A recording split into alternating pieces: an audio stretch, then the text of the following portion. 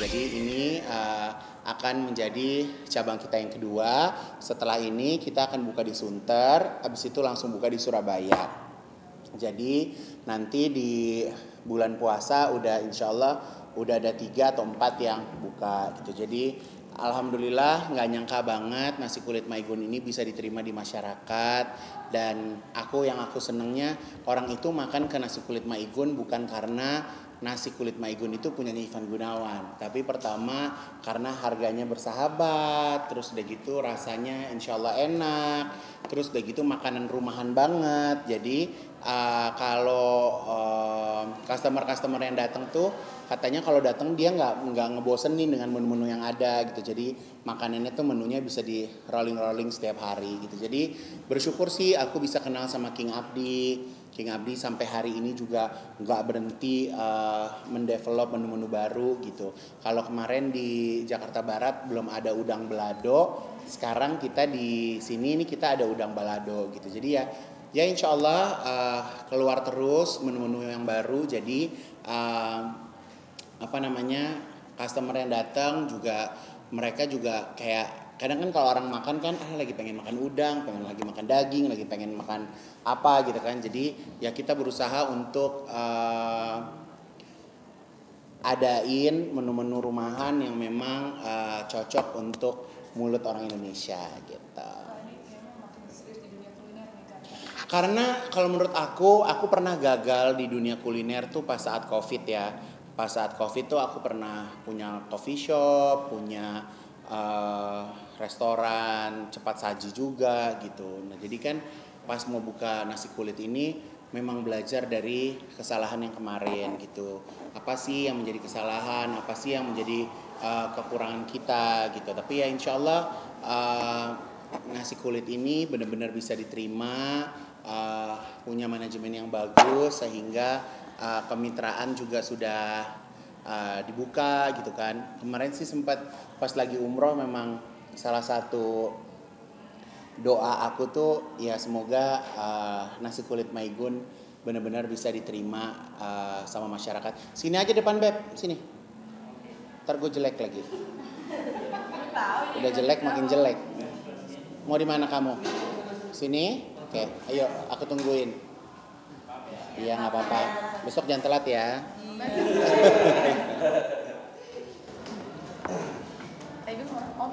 Ayo.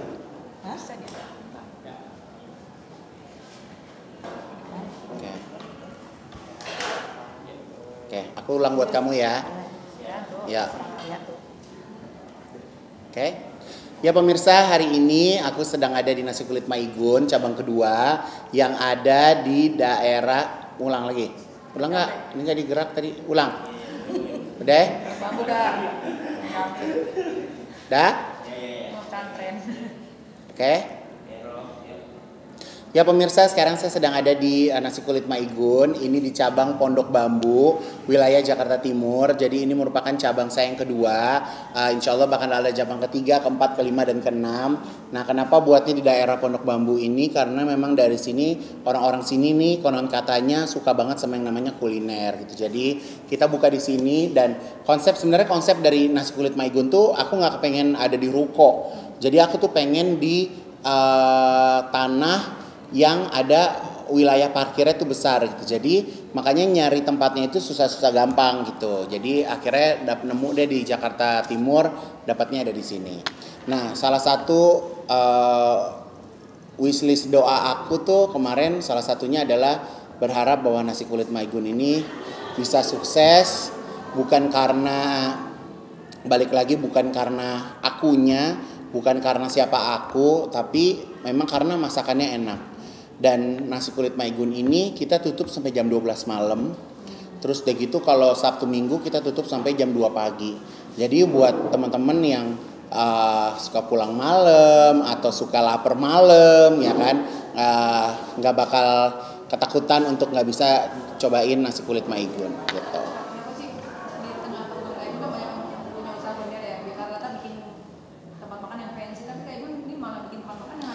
Jadi kan maksud aku gini ya, aku setelah aku research, yang mencintai aku, yang suka sama aku, yang suka nontonin aku, yang beli kerudung aku, itu memang bukan orang-orang yang high class gitu. Jadi itu bukan market pasar aku gitu. Jadi ya udah gitu, karena menjual makanan yang mudah untuk dinikmatin lidah tuh kagak mikir gitu.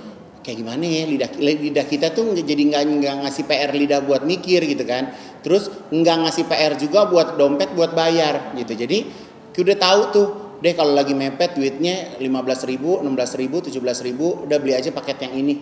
Kalau lagi ada uang lebih tambahin deh paru, tambahin lah ceker, tambahin apa gitu. Jadi maksud aku ya ini bener-bener makanan rumah ya gitu, karena aku punya pegawai banyak, jadi tahu kebutuhan perut pegawai juga ngerti gitu. Jadi berapa sih layaknya perut pegawai-pegawaiku makan tuh di harga berapa gitu. Dan aku sebagai owner juga ya ngidam mulu, asli yang ngidam mulu sama nasi kulit gitu. Lagi di Brownies makan nasi kulit, lagi pulang ke rumah Gojek tetap nasi kulit gitu. Jadi memang King Abdi ini memang bandit, dia ini memang spesialisasi masakan rumah gitu. Dia tuh memang jagonya masakan rumah gitu. Jadi alhamdulillah punya partner yang memang kita punya selera makanan yang sama ya gitu. Dan tadi sempat gagal dari COVID ya, ini apa yang Kak Igun pelajari jangan sampai ini terulang lagi dan bisa long lasting misalnya? Iya, kalau misalnya yang namanya tempat usaha rumah makan itu kan manajemennya harus benar, vendor-vendornya harus bagus, kualitas makanannya harus terjaga. Jadi memang digarapnya itu juga memang harus serius gitu, karena sekarang kan semuanya zaman sosial media. Lo salah dikit posting, review posting gitu. Jadi ya benar-benar bukannya kita takut ya di zaman ini, tapi zaman ini membuat kita menjadi semakin lebih berhati-hati, semakin lebih menjaga gitu. Karena bagaimanapun juga konsumen kan adalah raja ya. Kita harus benar-benar bisa membuat konsumen kita tuh puas, balik lagi gitu kan. Tapi kan balik lagi dapurnya itu kan kita tangan manusia ya. Takutnya masih ada aja gitu human error atau kesalahan-kesalahan yang terus kita perbaiki sih gitu. Nah, ini kan jualnya emang murah ya. Bisa bilang keuntungannya pun nggak banyak lah gitu ya. Apa memang karena pasar-pasarnya kan emang segitu. Kak Igun sendiri kan sampai baca ada komen ya, ini sengaja kayak sedekah nggak sih kayak gitu? Ya kalau aku sih makanya di sini di tempatku ini memang sinyalnya nggak bagus ya Mbak ya. Jadi kalau orang datang itu aku pengennya nggak ngobrol lama. Jadi orang datang makan pulang gitu. Jadi perputarannya tuh cepet, karena yang aku cari adalah jumlah piring yang keluar gitu. Jadi kalau misalnya orang datang sinyalnya bagus, AC-nya dingin, yang ada bisa sejam 2 jam ya kan, makan 15.000 duduknya 2 jam ya kan, apa nggak pengen gue usir, bener nggak? Nah jadi ini memang perputarannya cepet kayak food court gitu. Jadi orang datang pesen makan jalan, datang pesen makan jalan, udah gitu. Jadi ya mungkin bedanya sama misalnya kayak restoran yang mahal-mahal, kan dia orang sekali duduk aja, misalnya restoran mahal sekali duduk aja udah 250.000, udah 500.000. Lah gue mah kalau 250.000 udah makan bersepuluh, udah makan 500.000 udah makan ber-20 gitu kan. Jadi ya udah gitu, memang menurut aku ya takaran rezeki kan masing-masing ya, takaran rezeki itu masing-masing gitu. Kalau aku sih tipenya nggak kepengen jadi orang lain sih gitu. Jadi biarin aja orang lain mau buat apa, mau bikin apa gitu kan. Kalau aku sih tetap ingin memanjakan follower aku gitu, karena kalau aku jual mahal-mahal juga percuma, nggak akan keambil. Jadi kayak contoh nih, kalau Kak Igun di butik utama nih kan, Kak Igun masih punya brand utama ya, Ivan Gunawan ya. Itu kan Ivan Gunawan bajunya seksi-seksi, bahannya mahal. Nah peminatnya itu nggak sebanyak Kak Igun bikin manja, nggak sebanyak Kak Igun bikin privé gitu. Jadi ada yang memang setiap orang itu kan punya apa sih istilahnya tuh, punya kayak Igun banget deh gitu, kayak yang kita keinginan, yang kita nggak ngitung untung ruginya, yang penting kita happy, kita punya karya gitu, idealis ya. Nah tapi kalau misalnya buat makanan gini, aku sih nggak mau idealis. Aku pengen semua orang benar-benar bisa nikmatin. Dan kalau di nasi kulit Maigun ini pedesnya pas. Jadi bukannya pedes banget sampai orang nggak bisa makan gitu. Jadi anak kecil dia bisa gadoin nasi sama kulit, nasi sama ayam bawang gitu kan. Kalau mau ada suka kari, kuah karinya ditambahin lagi karinya gitu. Jadi bener-bener semua umur. Sekarang banyak juga orang tua yang kagak bisa pedes gitu kan. Jadi dia bisa pakai nasi sama oseng-oseng terong, sama buncis. Jadi dia bisa makan gitu. Jadi kita nggak paksa orang pulang mules, sakit perut, nggak kayak gitu sih. Jadi bener-bener ya gayanya tuh kayak masakan ibu, kayak kita masak di rumah gitu. Mungkin boleh sedikit. Ini kan cabang kedua ya Kak. Ya. Totalnya mungkin semua nantinya akan berapa cabang dan mungkin ada di luar kota juga. Kalau berapa cabang sih lillahi ta'ala ya, tergantung dari pemberian Allah ya. Kalau di luar kota udah pasti ada. Jadi ini 1 bulan lagi insya Allah Surabaya buka. Surabaya lebih gede lagi, 3 kalinya ini. Kenapa bikin gede gitu? Iya karena rezekinya ya dapatnya tempatnya yang lebih gede gitu kan. Jadi memang iya jadi kan memang ya semua itu balik lagi ke tempat ya. Karena Kak Igun memang wanti-wanti pokoknya Kak Igun nggak mau yang namanya ruko. Nggak mau ruko deh pokoknya gue nggak mau naik-naik tangga capek. Jadi aku pengennya warungnya benar-benar napak bumi. Terus nggak boleh warung yang orang takut mau masuk. Jadi nggak mau didekor yang sampai bagus banget, sampai kayak gimana banget, gue nggak mau. Jadi yang penting bersih, gue nggak demen tuh ada kotor-kotor. Yang penting bersih, cakep, orang makan jadi enak, udah gitu aja. Ini jadi termasuk investasi. Iya dong. Jadi yang namanya artis itu kan bisa dibilang kerjanya pemasukannya uangnya nggak kayak pegawai UMR.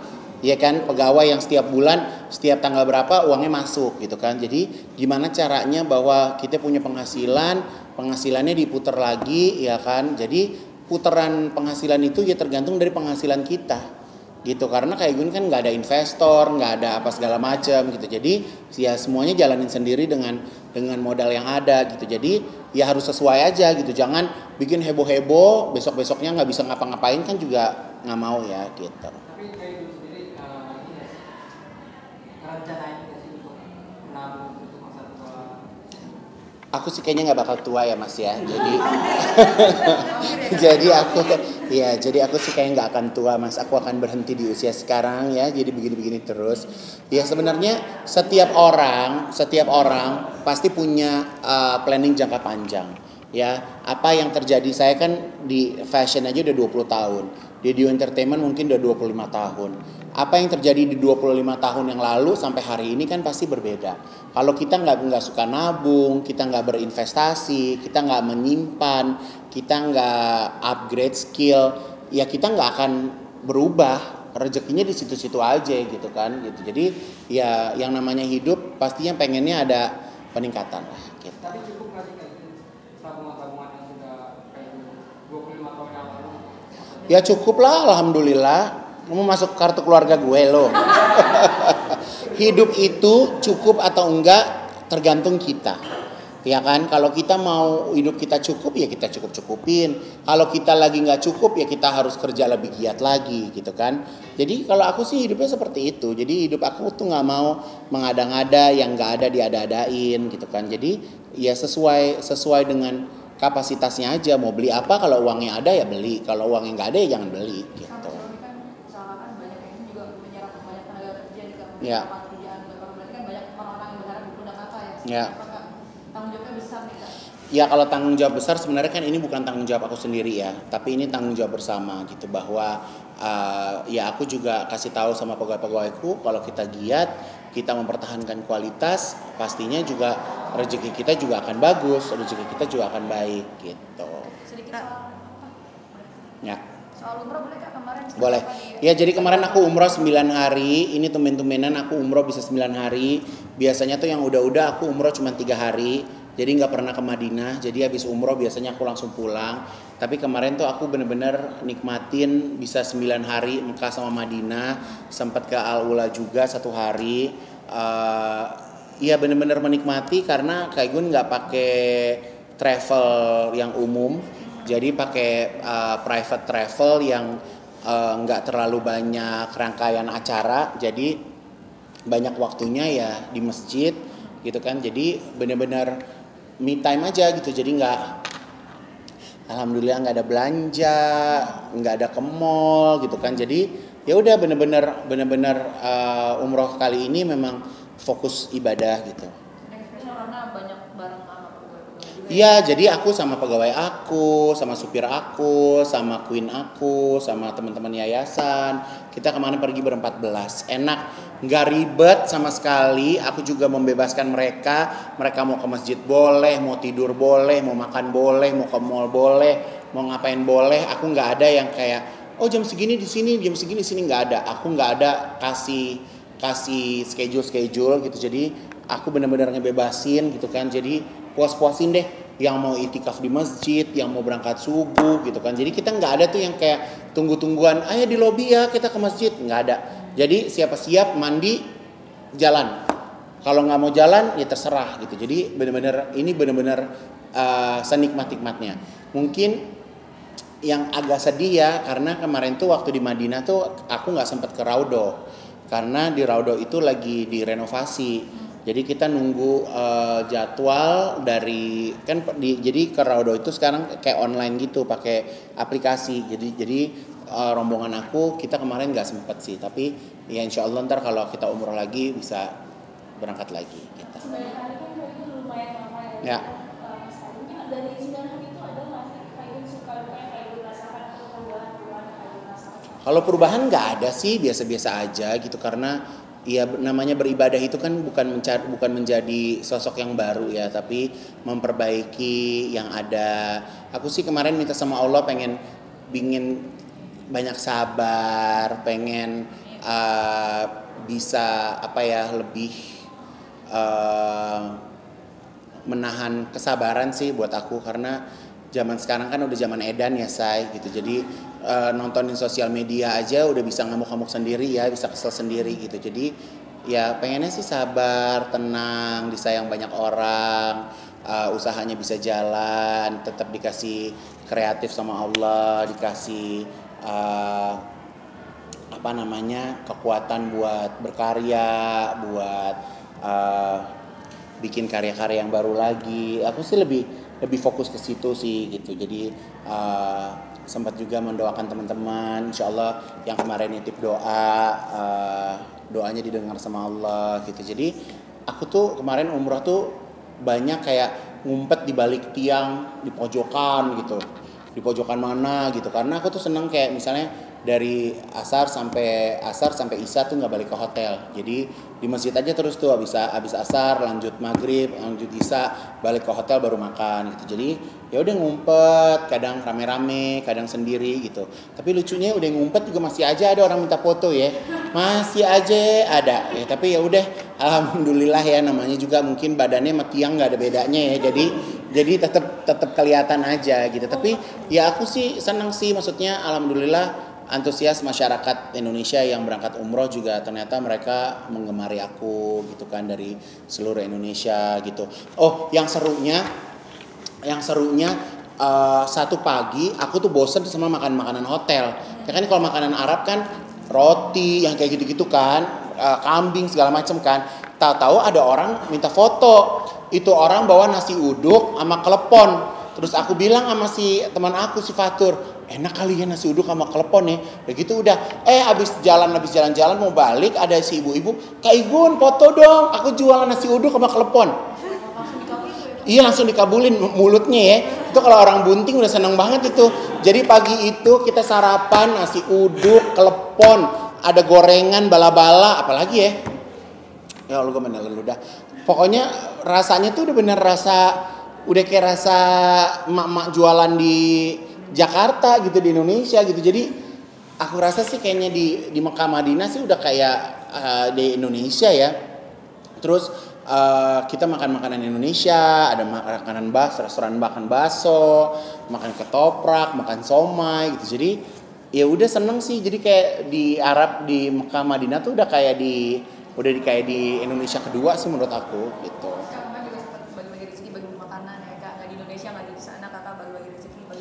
Iya, kalau aku kan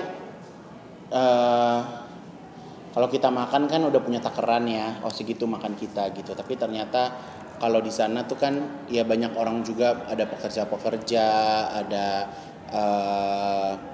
memang orang yang beribadah juga gitu. Jadi di bawah hotel aku itu ada jualan nasi kebuli. Jadi jualan nasi kebuli, udama nasi sama minum gitu. Jadi ya setiap hari aku beli, aku bagiin gitu. Setiap hari selama ada di sana gitu. Kemarin Sempat ke Alula tapi mabok jauh 4 jam. Kayaknya kalau mau suruh balik lagi kayaknya males ya. Jadi 4 jam perjalanan, 4 jam berangkat, 4 jam pulang gitu. Capek sih. Kebayar nggak sih sama? Oh kebayar, kalau di Alula kayak di planet mana gitu, kayaknya di mana gitu, mewahnya tuh kayak gimana gitu. Terus udah gitu kan kemarin pas lagi dingin kan, jadi suasananya tuh di sana kayak jauh lebih enak gitu. Ya udah foto-foto, makan, sudah gitu pulang lagi. Setelah itu soal kayak belajar bahasa Arab. Iya, aku sekarang lagi cari guru nih guys. Aku lagi cari guru. Aku pengen belajar bahasa Arab, pengen bisa ngobrol sama orang Arab. Kenapa tiba-tiba pengen? Kenapa jadinya? Nggak apa-apa, aku tuh dari dulu bilang sama manajer aku pengen bilang, aku tuh pengen tinggal di Dubai, aku bilang. Aku pengen punya rumah di Dubai, pengen tinggal di Dubai gitu cita-citanya ya. Nah pokoknya pas kemarin tuh pulang dari sana, pokoknya aku pengen pakai ngobrol bahasa Arab aja. Jadi Bisa kali gitu-gitu. ya belum lah, ini lagi cari pengen ada guru bisa bahasa Arab. Berarti pengen menseriusi bahasa Arab? Iya, jadi nggak dikibulin sama orang Arab. Jadi kita kalau misalnya ngobrol kita bisa. Gitu. Tapi emang ada pengalaman Pernah dikibulin? Nggak ada sih, tapi kan kayaknya senang aja gitu kan. Maksudnya ya kayak bahasa-bahasa, iya maksudnya aku juga bahasa Inggris kan juga nggak bagus-bagus banget ya. Tapi setidaknya kan bisa berkomunikasi, mau beli sesuatu, ini harganya berapa, bisa ngobrol, bisa ketawa, bisa bercanda gitu. Lagi nyari guru sih, kemarin ada beberapa tapi belum aku okein gitu. Kayu kenapa pilihannya Dubai? Apa? Kenapa pilihannya Dubai? Aku pengen aja, aku tuh punya hayal-hayal sama manajerku, aku telepon, di mana Mbak? Di Dubai. Ya udah besok hari Selasa meetingnya di Dubai, oke. Gitu. Lo di mana Mbak? Di Paris, gitu, ya kan? Benar, itu kan hayal-hayal kita. Aku tuh suka berhayal guys, gitu. Jadi ya pengennya hari ini tidur di Dubai, besok tidur di Paris, besok di mana, gitu kan? Jadi kan global citizen ya, pengennya kan kayak gitu. Karena sekarang kayak Igun kayak misalnya ngedesain atau kirim desain atau kerja udah bisa pakai WhatsApp. Jadi kerja dari mana aja insya Allah bisa gitu. Jadi sebenarnya ada dua nih, aku pengen belajar bahasa Arab sama pengen belajar bahasa Cina. Jadi kalau kemana-mana tuh bisa gitu. Oke? Oke, makasih ya Kak. Sip. Kayu.